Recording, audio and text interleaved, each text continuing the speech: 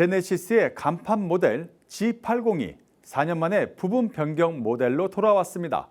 김홍모 기자가 유수민 기자와 함께 짚어봤습니다. 안녕하세요. 제가 오늘 타볼 차는 제네시스의 G80입니다. 운전대를 잡고 있는 이 차는 2020년 봄에 출시된 3세대 G80의 부분 변경 모델인데요. 묵직한 멋을 좀 덜어내고 이른바 요즘 세대에 먹힐 만한 디자인과 기능을 한껏 담았습니다. 그래서 오늘은 저 혼자 타는 게 아니라 20대의 시선에선 이 차가 어떻게 보이는지 좀 얘기를 듣기 위해서 저 유수민 기자와 같이 타봤는데요. 안녕하세요, 유수민 기자. 안녕하세요, 유수민입니다. 네, 유수민 기자. 지금 바로 하나 여쭤보고 싶은 게 있는데 조수석에서 바라봤을 때 첫인상은 어땠나요? 가장 먼저 내부 디자인이 눈에 들어왔는데요. 대비되는 두 가지 색깔의 조합이 굉장히 인상적이었고 또 우드 무늬가 되게 공간 느낌을 많이 내주는 것 같아서 좀 편안한 느낌이 먼저 들었던 것 같습니다. G80이란 차가 이제 옵션도 좀 붙이고 하면 억소리 날 만큼 좀 비싼 차거든요. 그래서 아무래도 경제력을 갖춘 중장년층들이 많이 타거나 아니면 법인차로 뒤에 사장님 태우고 돌아다니는 사장님 차로들 많이 쓰거든요.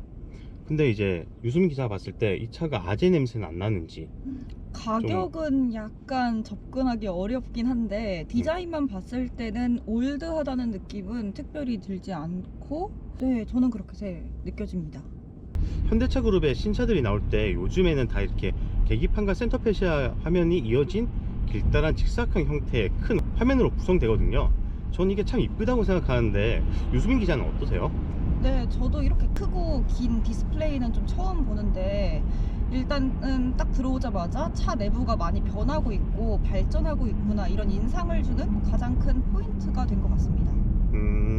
그러면 유수민 기자는 다 이쁘다 말해주셨는데 좀 마음에 안 든다, 이건 좀 별로이다 하는 부분도 있을까요? 차에 들어올 때 이 높이가 좀 낮다고 해야 되나요? 머리를 좀 많이 숙여야 된다고 느꼈고 또 앞을 볼 때 하늘이 바로 보이는 게 아니라 이 천장이 치아를 좀 가리는 게 있는 것 같습니다. 헤드룸 공간이 좀 생각보다 낮게 느껴지고 탈 때도 좀 너무 차체가 낮아서 앉으려고 할 때 좀 불편하다, 이 말씀이실까요? 네, 맞습니다.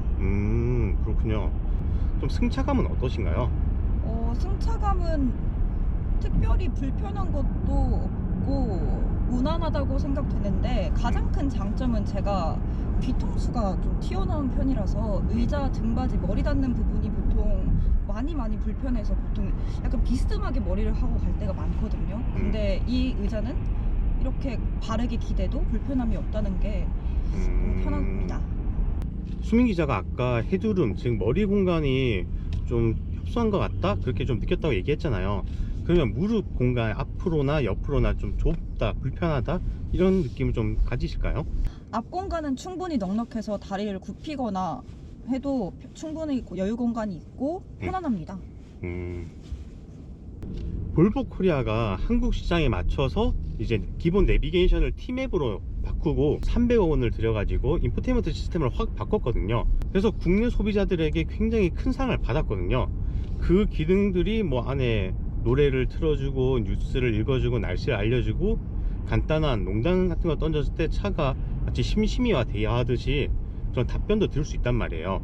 그때는 이제 상징적인 게 아리아라고 이제 막 얘기를 하면 차가 알아듣고 대답을 해요. 근데 이 제네시스도 웬만한 말들을 다 알아들어서 좀 놀랬어요.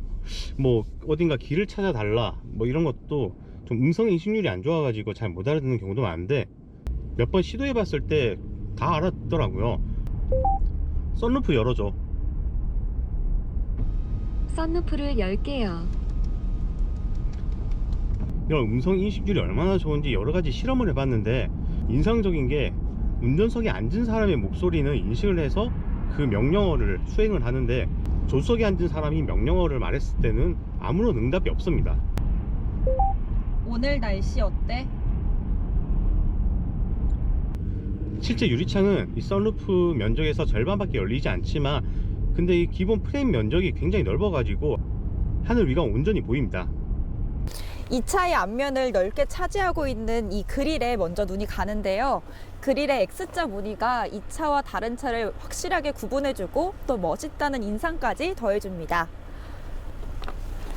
그 다음 보시면 이 앞에 있는 전방 램프가 두 줄로 이렇게 이루어져 있는데요. 또 너무 크지도 너무 작지도 않게 이렇게 예쁘게 있어서 또 세련된 인상까지 더해주는 것 같습니다. G80의 정수를 느끼기 위해선 아무래도 1열석보다는 2열석이죠. 지금부터 2열석에 한번 가보겠습니다.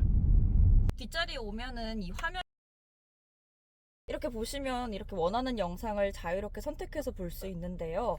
그런데 이게 고정돼 있고 조금 낮게 위치해 있어서 사람마다 편하고 불편하고의 차이는 있을 수 있다는 그런 아쉬움이 있습니다. 여기 보시면 여기에도 물건을 넣을 공간이 있고 또 여기에도 수납 공간이 넉넉하게 있고 음료도 꽂을 수 있는 공간이 이렇게 마련이 돼 있는데 보시면은 이 공간이 조금 좁아요. 그리고 뻑뻑하다 보니까 이것도 좀 아쉬운 부분이 아닐까 싶습니다.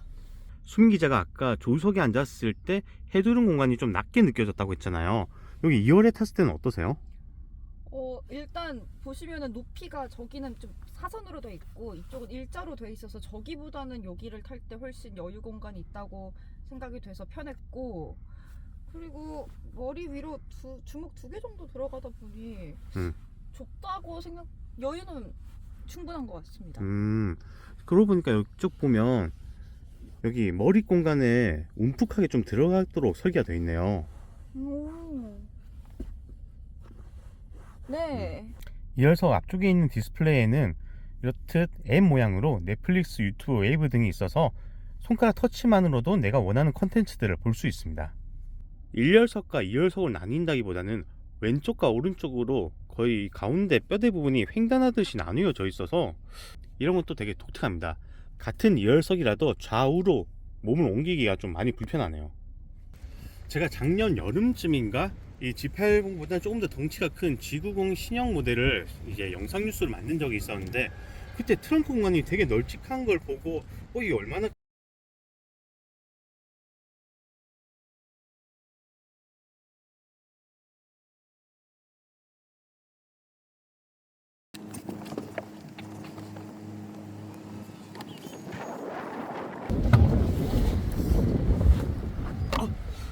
그때 G90 때는 안에서 웬만큼 뭐 차박해도 되겠다 싶을 정도로 넓었는데 G80 생각보다 그렇게 넓진 않네요.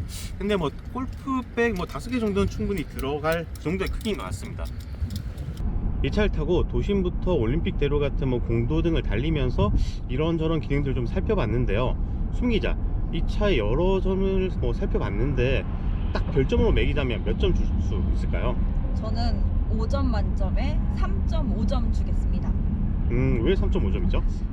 딱 처음 탔을 때 디자인이나 디스플레이 너무 다 좋았는데 이게 가격이 조금 높다 보니까 가격 대비 좀 특별함이 부족했다 이렇게 생각이 들어서 3.5점 주겠습니다. 저 같은 경우에는 무난한 딱 현대차 그룹이 지금 트렌드에 맞춰서 내놓은 정제된 느낌, 제가 별점을 준다면 저는 4점 주겠습니다. 지금까지 팍스경제TV의 김홍모 유수민이었습니다. 감사합니다. 감사합니다.